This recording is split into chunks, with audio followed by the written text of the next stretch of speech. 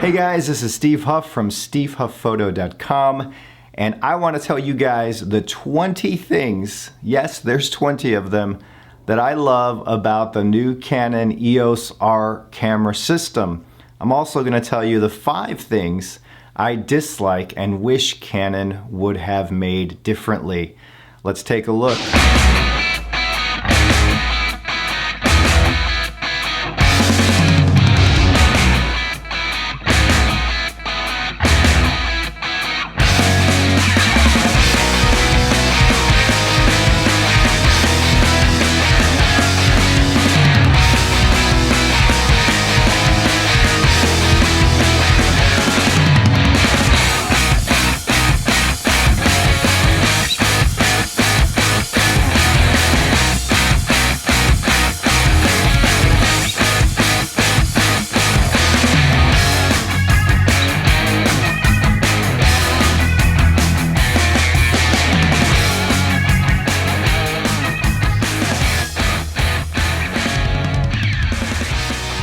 Alright, so yes, I have the Canon EOS-R in hand. I didn't go to Hawaii, so I didn't get to test it early. There's already like 1,005 reviews out there on YouTube about this camera.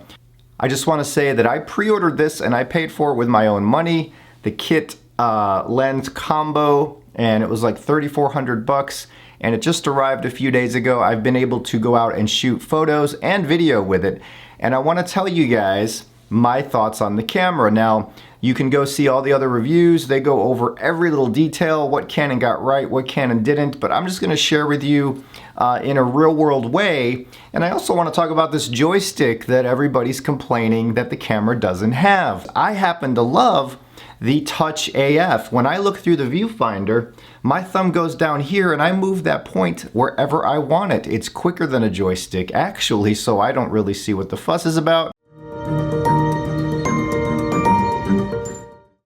Canon. But let's get on to the 20 things I love about this camera and the 5 things that I don't. Number 1, it has a fully articulating flip out screen. Now this is wonderful for those who like to vlog, are gonna film themselves. You don't need an external display like I do with this Fuji X-T3 that I'm filming on right now. Right now I have an external small HD display to check my framing, make sure the camera's focusing. It's right here. With the Canon EOS-R, you don't need that if you're doing these kind of videos, and today vlogging is more popular than it has ever been. There's some crazy number of new YouTubers each and every day, and they want a camera that has a flip out screen. Canon is really the only full frame camera that offers this, so I love that about the camera first and foremost. Number 2, the lenses that they are creating for the EOS-R system are all beautiful. And yeah, there's been some complaints even from me that they are huge because they're large, right? The 51.2 is like double the size of the original, and I own the original. The 28-70 f2 is $3,000 and a beast, but you do get what you pay for. Look at the Leica 50 Apo, 50mm f2, between $7,000 and $8,000. Look at the Zeiss Otis, the 55-1.4. It's manual focus, it's a beast, and it's like, I think it's $4,500, or maybe $5,000, something around there. But both of those lenses are superb in image quality, and these Canon lenses are offering that superb image quality. Why rehash the same old designs when you can use your EF lenses on this camera with that adapter without any compromise? So I applaud Canon for releasing the new 51.2. It's bigger, but it offers pretty much an improvement over the old one in all ways.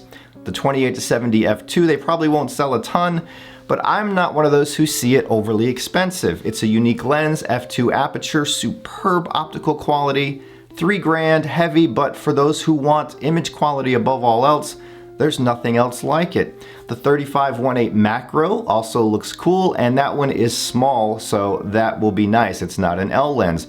The 24-105 f4 RF kit lens that I bought with it is stupendously good. The color is amazing, the focus is fast and silent, and it's going to be a lot of people's workhorse lens.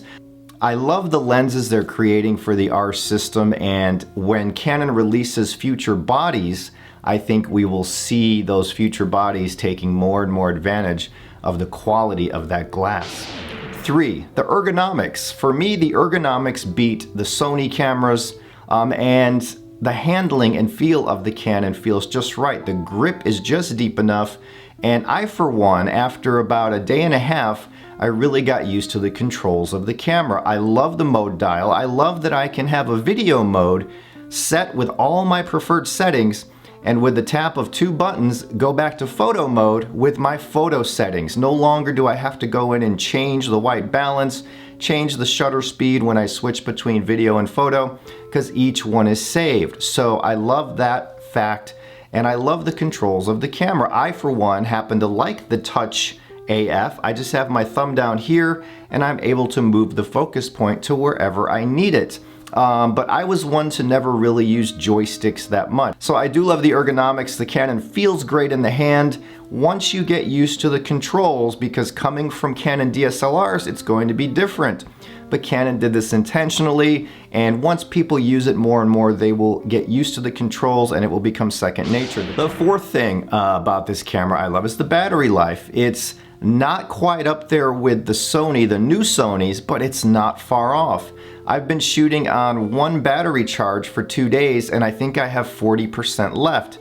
And that included a slew of photos and video taken with the camera. So compared to this Fuji X-T3, for example, the battery life is leagues better. Compared to the Sony, it's almost there, but not quite, but there's no concerns. I have 2 batteries for it, and I think that's all I'll ever need.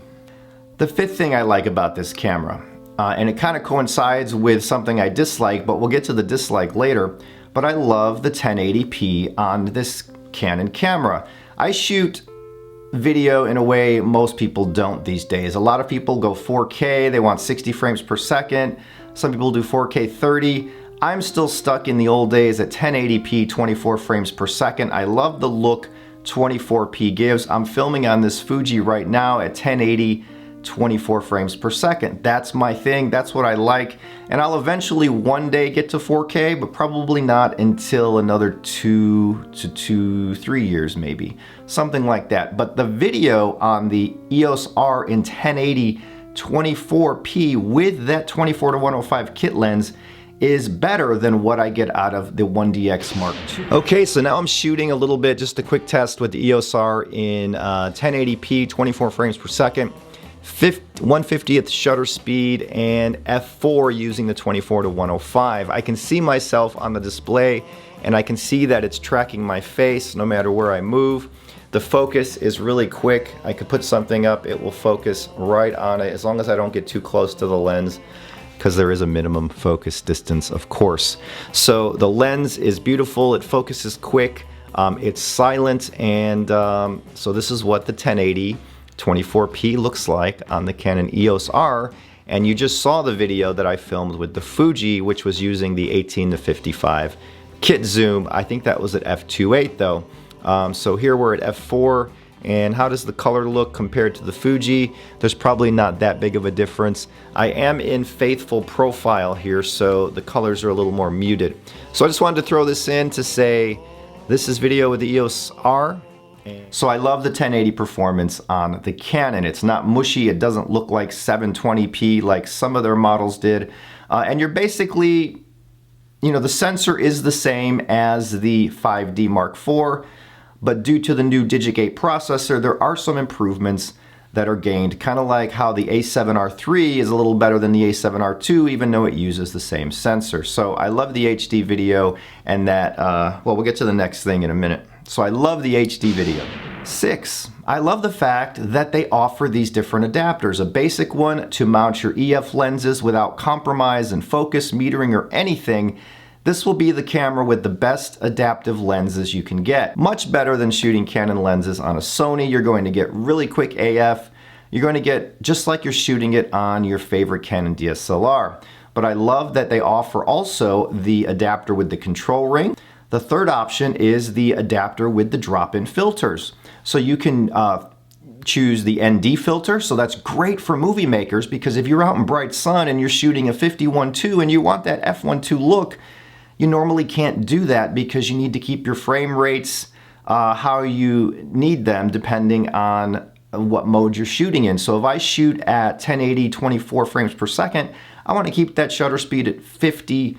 I want to keep it at 50, right? So 50 f1.2, I would need an ND filter, and instead of going around buying ND filters for all your lenses, the adapter drops in and you can control the ND amount you want, and it's a variable ND. Now this only works with converted lenses, so if I'm using my old 50 f1.2 or the 24-1.4, I have an ND filter right inside the adapter to control that light. And I can also choose a circular polarizer that fits right in. And that comes in handy with lenses like the Canon 14mm, those lenses that you can't put a filter on the front, you can put it in the back on the adapter. It's genius, and I love that you get that option. 7, I love the touchscreen LCD on the Canon EOS-R.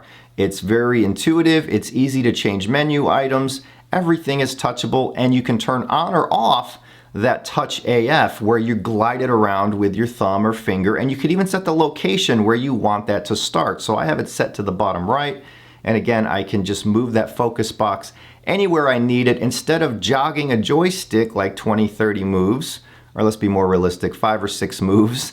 I can just slide my thumb with ease to wherever I want that focus point. So I love the touch screen on the EOS-R. We're actually up to number 8 now. I love the low light autofocus performance of the EOS-R. Even with the 24-105, I was nailing autofocus in very low light, but if you slap on that new 51.2, you're going to get -6 EV focusing, meaning you can focus in darker conditions than your eyes can see. That is brilliant for my situation, a guy who shoots in a lot of really low light places. So this to me will be my perfect low light camera. That camera with the 51.2, the new version, it will be a low light beast, and that lens is like really perfection, even wide open. So it may be a little large, but it's worth it for that image quality and the focusing ability. So I love that low light autofocus. Number 9, I like the fact that I can throw on an EFS lens, the crop sensor APS-C lenses. And when you do that with the adapter, the camera will go into APS-C mode, which means if I want to shoot in 4K, which is extremely crippled and cropped at 1.74 of a crop, I can throw on that 10 to 22, and I will get a 17mm equivalent. So I can vlog in 4K just by using that $300 STM lens with silent focusing, and that kind of helps solve that problem of the 4K crop for some people, for vloggers mostly. So I love the fact that you can use EFS lenses with the adapters as well. 10, we're halfway there. I love that it has microphone and headphone, a microphone input and a headphone output for shooting video. That way you can put in an external mic, which is to be expected, it should have this, but you can also listen with headphones if you're behind the camera and review your audio in real time. We are up to number 11 of the things I love about the EOS-R. I love the size. Now I had a 6D Mark II and I just sold it because I knew my EOS-R was coming. It's thinner, it feels so much better to me than the 6D II. It has a better sensor, it's like a mini 5D4 in many ways, but the IQ is better, the low light is better, but more importantly, I love the size. It's not too small, it's not too big, and it has that thinner feel of the mirrorless bodies. So you're not bulking or having that bulky DSLR that I always say are fat, because they are. So I love the size of the EOS-R. I think they nailed a good balance between small and large. They're right in the middle, and I think that's good because all of my 4 fingers fit on the grip. I don't have any hanging down, so love the size of the EOS-R. 12, the EVF of the EOS-R is superb. A lot of reviewers have said it's like looking into a TV screen, an HD TV. I remember saying that for the Sony A9. This is the second best EVF I have experience with. The first still going to the 3-year-old Leica SL with its 4.4 megapixel EVF. But the Canon EOS-R is superb, no lag, great color, crystal clear. The EVF is superb. 13, The 13th thing I love about the EOS-R is its dual pixel autofocus. It seems to be a little better in the EOS-R than even the 1DX Mark II when you're shooting video. It tracks faces, it tracks my face if I'm filming with it, no problem. And the servo AF, the continuous AF in movie mode is superb, and I can even touch that LCD and change focus points right from in front of the camera if need be. So dual pixel autofocus, some people say it's better than Sony, some people say it's worse than Sony. I find it better than Sony because of the way the focus transitions. It's smooth, it's more cinematic, where the Sony is more quick and direct and a little jerky. But the Sonys have amazing autofocus, so does the EOS-R, and even this Fuji has really, really good autofocus. So I love the dual pixel autofocus in the Canon EOS-R. 14, the number 14 thing is this camera is crazy customizable. I can customize any button, any dial, any switch to almost anything I want, even that front programmable ring on the lens. So if you want to make the EOS-R your own, you can set it up however you like, and I spent a couple hours yesterday doing just that with mine. I have my custom settings for photo mode. When I switch it into movie mode, all my custom settings are there for movie mode. So I love the way that you can customize this camera. 15, I love that top LCD display for a quick glance of what mode you're in and your settings. It has 2 screens of settings, and it even lights up with a push of a button so you can see what you're looking at. I loved that in the Leica SL. I like that in the Nikon Z series. The Sonys do not have anything like this. I love this in the Canon EOS-R as well. It's really nice to have that display up top. The number 16 thing I like about it, it feels better to me than my Sony in the hand. The grip is nicer. I like the controls. It feels more like a photographer's camera. And once I started getting used to the way the Canon is controlled and set up, everything became intuitive for me. I've really been enjoying. 17, Canon with the EOS-R has something like 1 million autofocus points. Not really, they're like 5,000 and something autofocus points, which means I can drag the AF block all the way to the edges of the frames and it will still focus on whatever's in the edge of the frame. In something like the 6D2 or even the 1DX2, you're limited to a little block in the middle. You can't really focus on those extreme edges. So with the EOS-R, you're getting a really, really nice focus point selection. You can put that little box anywhere you like. 18, the Q menu on the back of the camera is simply awesome. You press the little Q on the LCD and just about every setting you could ever want to change is right there at your fingertips. Very easy, glitch-free, it's not laggy, and it was working really well. I just pull up that Q menu anytime I want to make a quick change. Number 19, I love the new control ring on the lenses. Now I talked about the lenses, but I specifically love the idea of this control ring. It has really changed the way I shoot in dark locations. Again, I set my ring to exposure compensation. I like to deepen the blacks if I'm shooting in a dimly lit club sometimes to give a dramatic look, or if the light's hitting a certain way. You can dial in that exposure anywhere you want, and it really changes the look and feel of your photos. So instead of having to go back and dial this, it's right there, it's intuitive.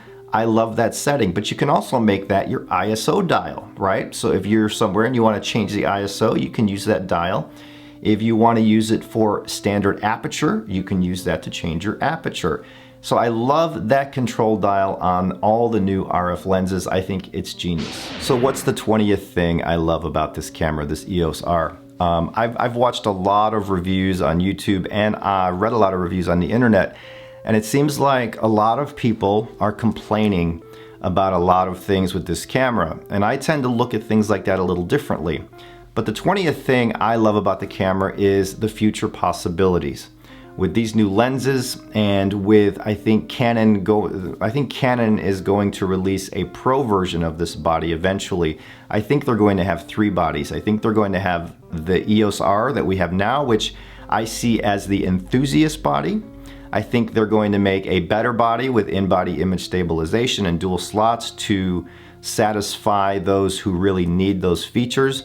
And then I think they're going to release an all-out pro version, kind of like their 1D series of cameras, but maybe not as big. I think it's going to be solid, it's going to be fast, it's going to be awesome. And I don't know how much longer or how much time it's going to take for them to do that, but I'm confident they're going to do this.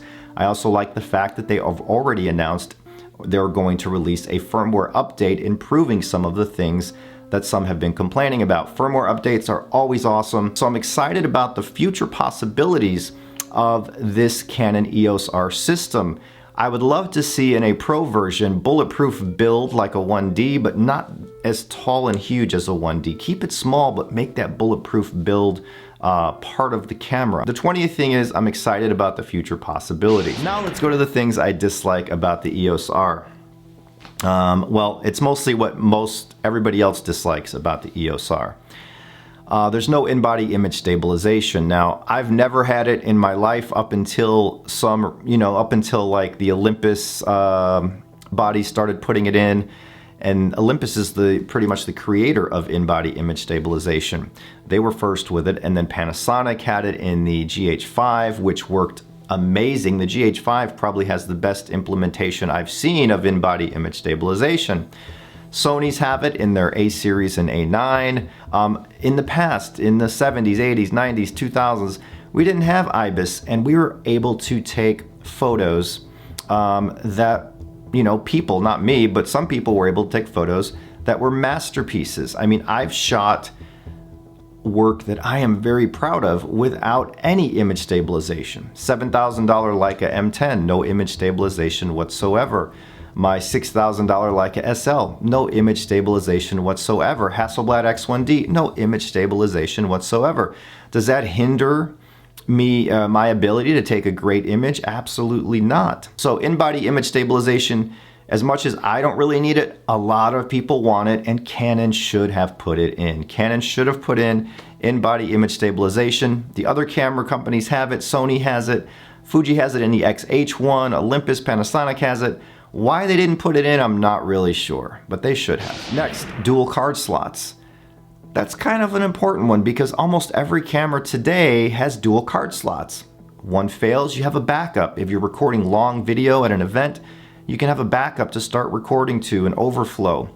So with a single card slot, you're opening yourself up to risks that that card can fail. And I've had a card fail before. 4K video has a 1.74 crop, which is ridiculous. It's crippled, and some of you will say, it's not crippled, it's a little, just a little bit more than APS-C. Well, once you've shot full frame, 4K on something like an A7 III or a Sony body, you realize this is awesome. Why do I have to deal with a 1.7 crop on a full frame body? So if you need an ultra wide lens in order to vlog. If you're a vlogger and you do 4K, there are vloggers that shoot 4K. If you want a wide angle interior scene and you're shooting 4K, you're gonna need an ultra wide lens, something like that 10mm on the wide end in Canon's EF-S line, right? So the 1.7 crop, Canon can make excuses all day long for it, but they should have made it full frame or at least a 1.3 crop like the 1DX Mark II. Another thing I don't like is in the video specs, you can't do 120 frames per second at 1080. You can do it at 720, but it's crippled again because the camera will not autofocus in this mode, making it virtually useless. So I don't even know why they added a 120 frame per second mode because it's really useless. With the 1DX Mark II, you can go 120 frames per second, 1080, and it will autofocus fully in that mode, and it's awesome. The touch slide bar thingamajigger, this thing here, it's an interesting concept. It's an interesting concept, this sliding touch bar. But in practice, it's a little clunky as well because you have to set it either to instantly come on when you touch it and then your thumb can touch it by accident, or you have to set it where you hold it for 2 seconds to activate it, but then that takes away from your shooting. You gotta hold it. So I don't even know why they put that there. It's cool in concept, but I am not a fan of that part of the camera. One other thing a lot of people are complaining about is the IAF that Sony's are doing so well, and even the Fuji X-T3 has and is a good implementation of it. the Canon's implementation kind of, well, sucks. You can't really use it in continuous mode, and a lot of people have said it's kind of dodgy anyway. I mean, servo mode. And it's just not there yet. But me, I don't use IAF in any camera, so to me it's not important, but some people have come to rely on it. So there you go, that's my thoughts on the Canon EOS-R. I've been enjoying it. Yeah, it has weaknesses, but I know better bodies will come. You might want to wait it out if you need those features that are missing. But I'm telling you, the lenses are all superb. They're weather sealed, beautiful in quality and design and feel. They look much nicer than the older lenses. You can use your older EF lenses with the adapter without compromise, even EFS lenses. Sorry, no M-mount lenses though. The really main thing about it that's awesome is the image quality. The image quality is really nice. The color is deep, it has depth. Just the overall vibe of Canon's images, you know, when you use their lenses and their sensor bodies, their bodies and sensors, there's just something about the resulting image that looks great. And I've always been a fan of the Canon look. So there's many great things to like about the EOS-R. I bought one thinking I would review it and then sell it off to somebody and lose some money on it. But I'm keeping it without question, and I've already pre-ordered the new 50 f1.2 RF lens. So anyway, that was my look at the Canon EOS-R. I will have a full review later. Thanks guys for watching. Much love to all of you. If you like this, thumbs up and subscribe, and I will see you guys next time. Time surely tells if it's true.